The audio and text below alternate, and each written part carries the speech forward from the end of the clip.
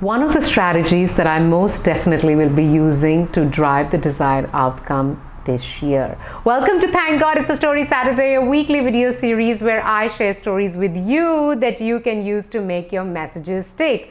A very happy new year to everyone. Now, Thank God It's a Story Saturday continues as the series on LinkedIn this year. Thank you, a heartfelt thank you for all the love for this series.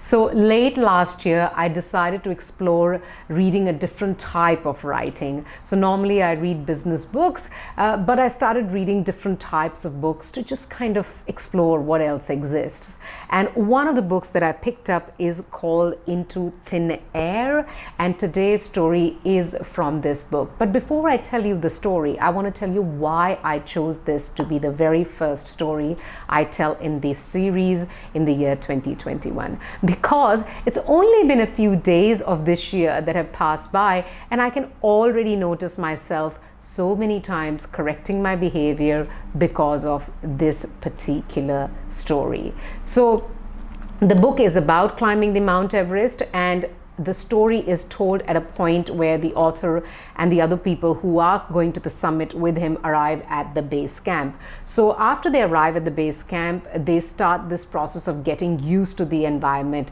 It's called acclimatization, and they go from base camp to camp 1 and then camp 2, and they're just getting their bodies and minds used to that environment.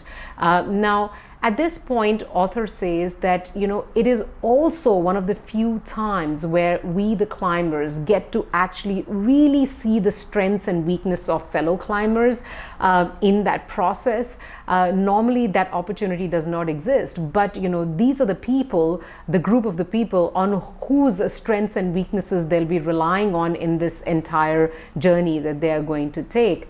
So he makes this observation on the very first climb they do, and he says, I'm watching people, and he makes a mention of these two people, and I want you to listen carefully about how these two people approach that climb, and then make a decision, who do you want to be like.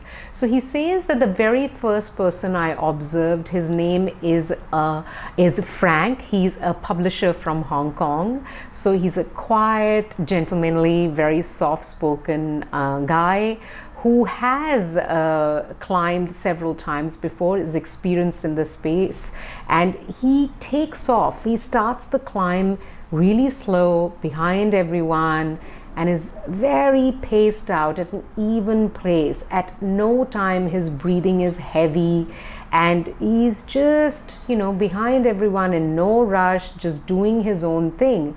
But as the climb would go on, he's not dashing, he's just following the same pace, and he leaves everyone behind and is the first one to get to the end point.